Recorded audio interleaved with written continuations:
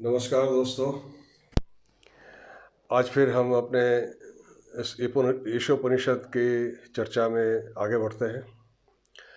अपने पिछले चर्चाओं में हमने ईशोपनिषद के 11वें मंत्र से लेकर के 14वें मंत्र तक चर्चा की थी, जिसमें यह था कि किस प्रकार से अविद्या के द्वारा मृत्यु को पार करके विद्या के द्वारा अमरत्व को प्राप्त किया जाएगा, प्राप्त कर सकते हैं। और फिर संभूति और असंभूति बताया गया था कि असंभूति के द्वारा, विनाश के द्वारा मृत्यु को पार करके संभूति के द्वारा अमरत्व को प्राप्त कर सकते। तो यह बातें साधना की बातें हैं कि यह तो करनी है कि उनको कैसे प्राप्त करना है। कि कर्म योग का अनुष्ठान करते करते अविद्या को ही कर्मयोग कहा गया है, निष्काम कर्म को ही अविद्या यहाँ कहा गया है। उस निष्काम कर्म करते हुए और गुरु और शास्त्र के निर्देशों का पालन करते हुए ठीक मार्ग पर चलते हुए कोई मृत्यु को पार करके उस अमरत्व को प्राप्त कर सकता है।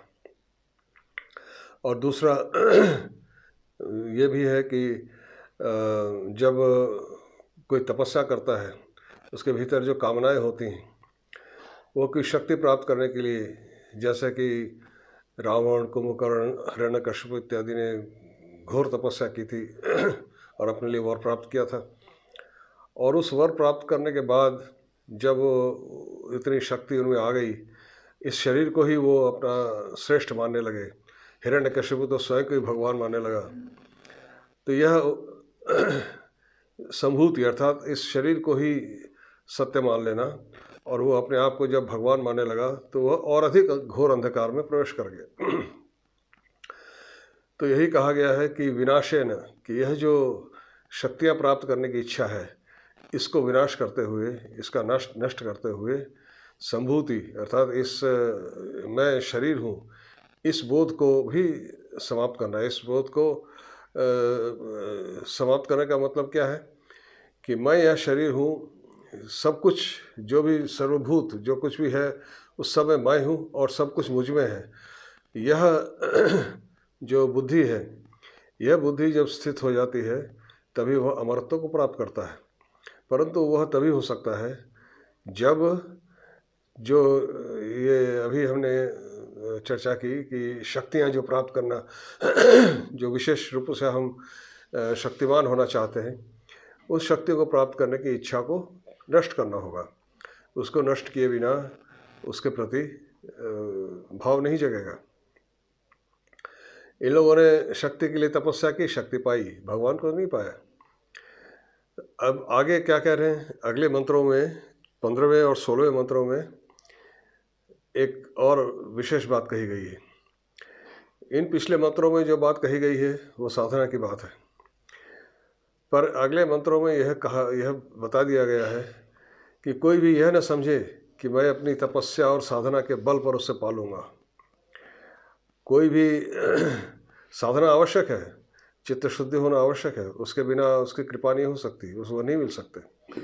परंतु यह नहीं समझना, इस बात का अहंकार ना हो कि मैं अपनी साधना के बल पर, अपनी तपस्या बल पर उसको पालूंगा।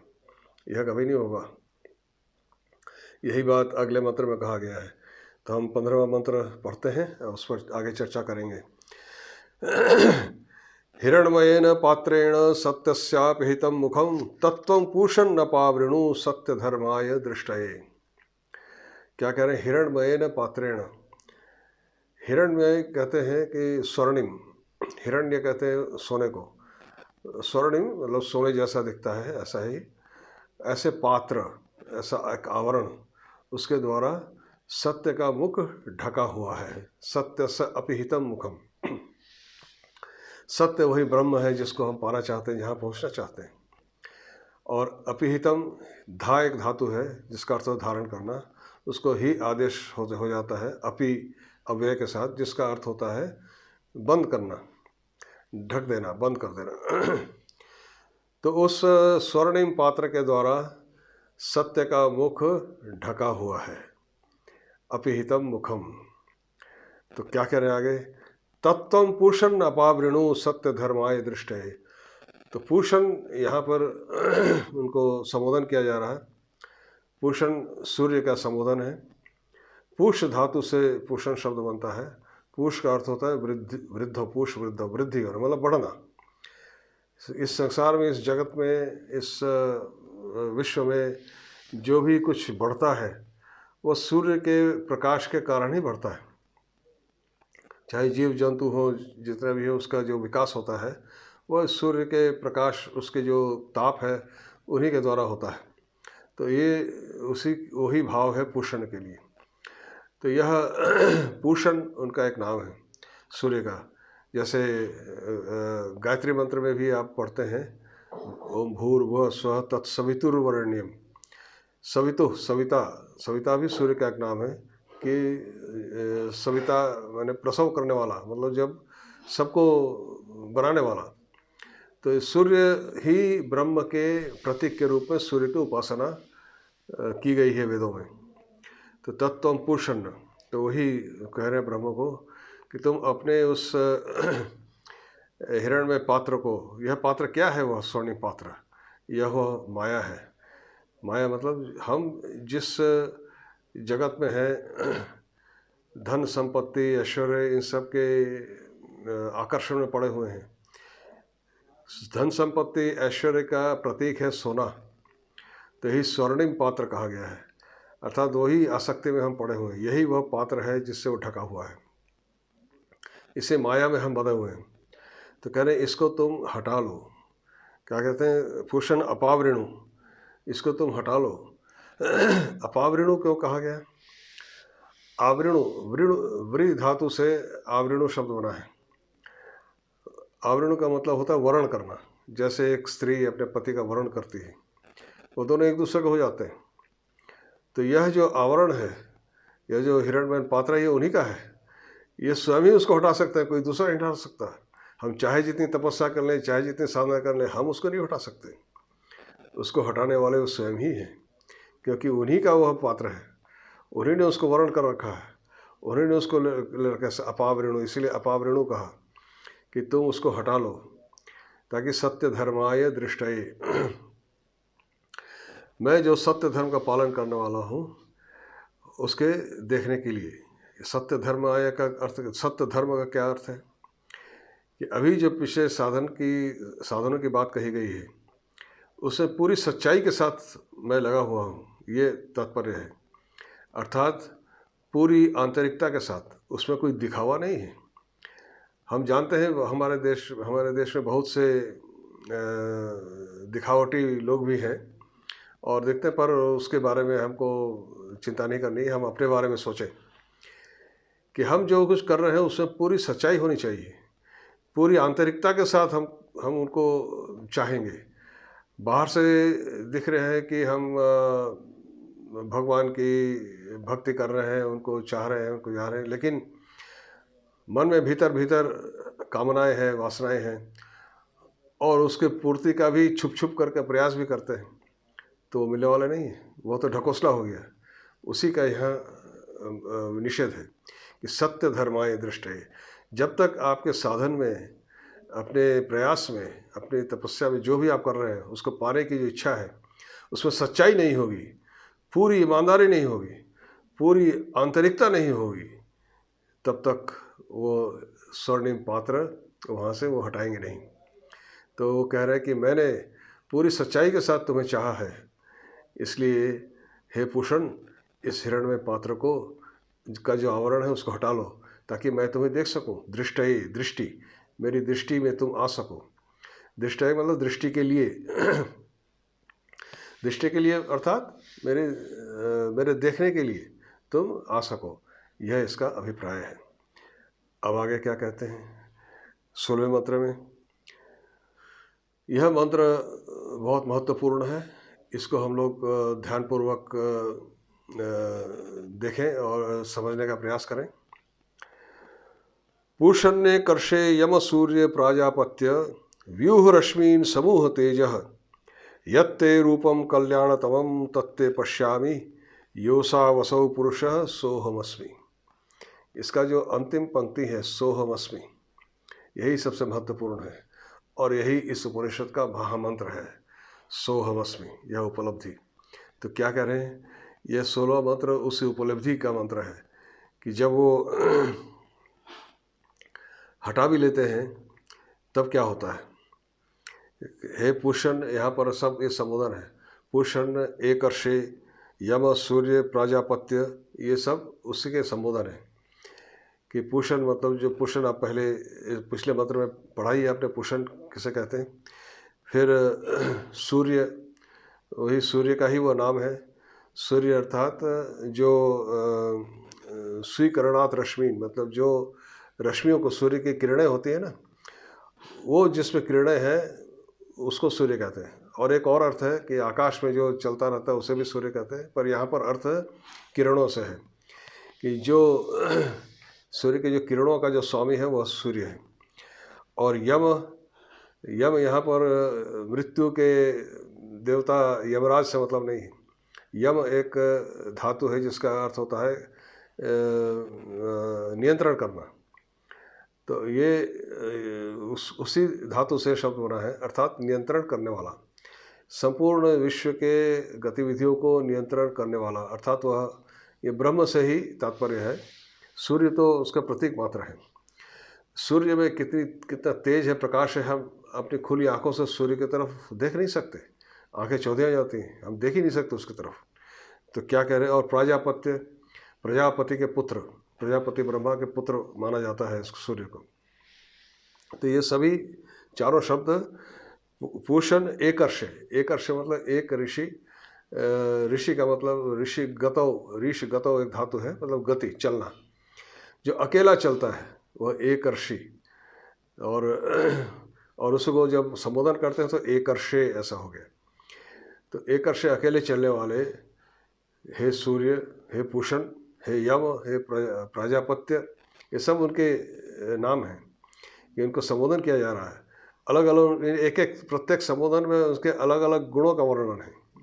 अकेला चलने वाला, सभी रश्मियों को अपने अंदर स्वीकार करने वाला, प्रजापति ब्रह्मा के पुत्र, और सूर्य और यम सब कुछ को नियंत्रण करने वाले, वृद्धि करने वाले, ये सब भाव उसमें समेटे हुए हैं। तो क्या कह रहे हैं, व्यूह रश्मीन समूह तेज। अब आप खुले आंखों से सूर्य को नहीं देख सकते, तो कह रहे हैं व्यूह रश्मीन, अपनी रश्मि, अपने किरणों को, व्यूह, यहाँ पे ऊह धातु उसको वी उपसर्ग करके दिया गया है। उसका अर्थ है कि ये भी अर्थ होता है हटा लेने से, कि अपने इस किरणों को मेरे आंखों के सामने से हटा लो, भीतर कर लो। और समूह का अर्थ होता है समेट लेना। तुम्हारा जो तेज है, मतलब वह रश्मि जो किरण है उसका तेज इतना अधिक है कि मैं उसको देख नहीं सकता। तो किरणों को हटा लो और उसके तेज को भी समेट लो। जब तक, जैसे गीता में भी आपने पढ़ा था, जिसमें विश्व रूप दर्शन में अर्जुन के सामने जब भगवान अब विश्व रूप में प्रकट हो गए तो उनके तेज को वो सह नहीं सका, तो कहा कि तुम अपने इस तेज को समेट लो। अर्जुन भी उनसे यही प्रार्थना कर रहे हैं, तो अपने उस रूप में आ जाओ जिसे मैं देख सकूं। तो भगवान ने फिर अपना वह चतुर्भुज रूप धारण किया। तो यही यहाँ पे वही कह रहे हैं कि तुम अपने इस रश्मियों को, अपने तेज को समेट लो, इन किरणों को मेरे आंखों के सामने हटा लो, ताकि मैं यत्ते रूपम कल्याणतमम तत्ते पश्यामि, कि तुम्हारे उस कल्याणतम मतलब सबसे अधिक कल्याणतमम, मतलब कल्याण मतलब होता है कि सबका अच्छा करने वाला, शुभ करने वाला, समस्त जगत के शुभ करने वाले तुम्हारे उस कल्याणतमम, सर्वाधिक, जैसे कह रहे हैं सर्वोत्तम, उससे कल्याणतमम, सबसे कल्याण करने वाले तुम्हारे शुभ परम सुंदर परम रूप को, यत ते रूपम, वह जो तुम्हारा ते मतलब तुम्हारे रूप को, तत्ते पश्यामि, यत ते रूपम, तुम्हारा यह जो रूप है, और तत्व तुम्हारे उस रूप को मैं पश्यामि, मैं देखूं। जब तक सूर्य के उस तेज, उसके किरणों को समेट नहीं लेंगे तब तक इन आँखों से उनको देखा नहीं जा सकता। इसीलिए वो क्या प्रार्थना कर रहे हैं, तो वो अपने तेज को समेट लो ताकि मैं तुम्हें देख सकूं। अब जब उनकी कृपा होती है और वो समेट लेते हैं और वह साधक उनको देखने में समर्थ हो जाता है, तब क्या होता है? यो सा वसौ पुरुषः सोहमस्मि। तो वह क्या देखता है? यह यहाँ पर दो शब्द है, यह असौ असौ असौ असौ दो बार कहा गया है। पुरुषः सोह अहम अस्मि। असौ अदस शब्द का पुल्लिंग में रूप है असौ, इसका भी अर्थ होता है वह, परंतु यह ऐसे व्यक्ति के लिए या वस्तु के लिए कहा जा रहा है जो मेरे सामने नहीं है, कहीं और है। और सह ऐसे व्यक्ति के लिए कहा जा रहा है जो मेरे सामने, जो मुझे दिख रहा है, मेरे दृष्टि में है। और यह जब एक संबंधवाचक सर्वनाम के साथ जुड़ जाता है, जैसे यह असौ, तब उसका अर्थ हो जाता है यो असौ। यो असौ को एक साथ पढ़ेंगे तो उसका अर्थ हो जाता है पूज्य, या जो कहते हैं कि जो अत्यंत सम्मानजनक से, जो पूज्य ही इसका अर्थ है एक तरह से। तो यह असौ जिसकी हम पूजा करते हैं, जिसको चाहते हैं, तो वह सो असौ, यो असौ, कि वह पूज्य, असौ और वह, मतलब दोनों बातें हैं। पूज्य वह क्या है? पुरुषः।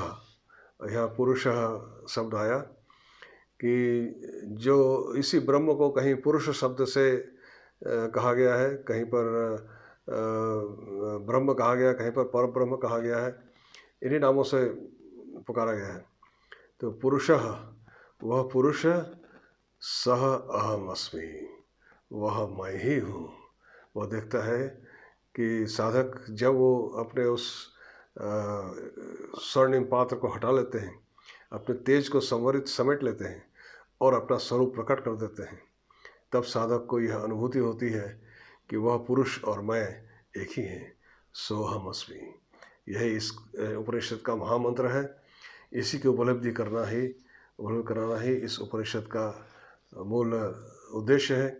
तो यह 15वां और 16वें मंत्र को ध्यानपूर्वक हम लोग पढ़ें और इसके जो भाव है उस पर मनन करें, तब इस उपनिषद के जो ज्ञान है, जो तत्व है, जो बताया गया है, उसको उपलब्धि कर सकते हैं। चलिए आज इतना ही। अब आगे 2 मंत्र और बचे हैं, 17 और 18, उसको करने से यह उपनिषद हमारा समाप्त होगा और धीरे धीरे हम आगे बढ़ेंगे। आज इतना ही। नमस्कार। नमो नमः।